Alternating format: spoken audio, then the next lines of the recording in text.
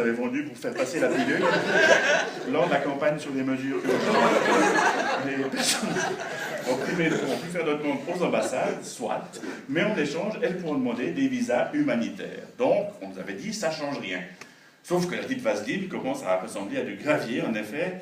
Si avant la votation, on acceptait environ 3000 demandes d'asile auprès des ambassades par an, depuis 18 mois, on a remis 34 visas humanitaires.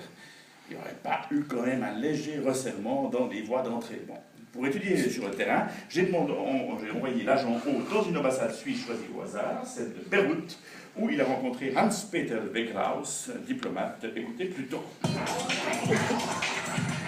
Ah oui, nous sommes donc ici à l'ambassade suisse de Beyrouth avec Hans-Peter. Avec donc... Waouh, c'est chaud ici. Ouais, c'est chaud aujourd'hui parce qu'on a une garden party ce soir. Et Hans Wally, il n'est pas très ocré avec le grill à gaz. Hein. Mais c'est pas comme ça tous les jours. Hein. Oui, d'accord. Bah, sinon, il y a beaucoup de demandes d'asile par ici? Ouais, disons qu'avec la guerre civile de Syrie, depuis il y a eu au début. Hein, mais heureusement, depuis 2013, les gens ils peuvent plus déposer la demande ici, alors il y a moins. Ah, mais alors ils peuvent la déposer où, leur demande? Alors c'est très simple, directement en Suisse, comme ça c'est plus notre problème aux ambassades.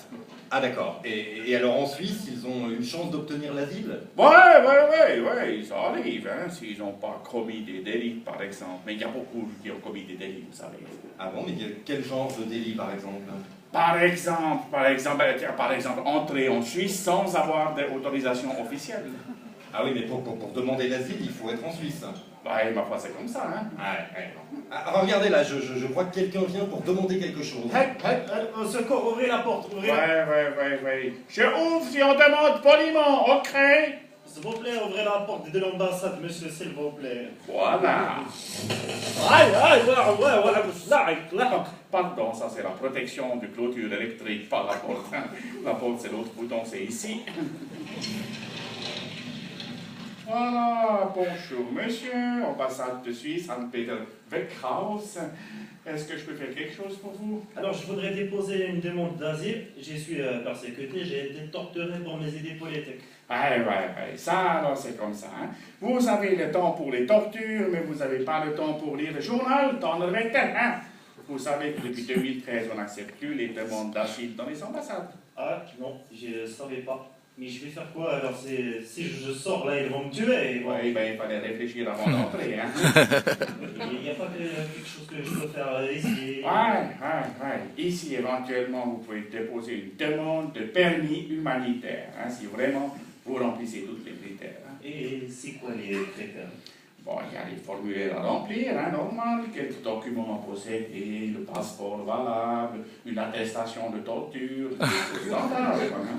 Et après, je peux obtenir le visa? Oui, humanitaire en fait.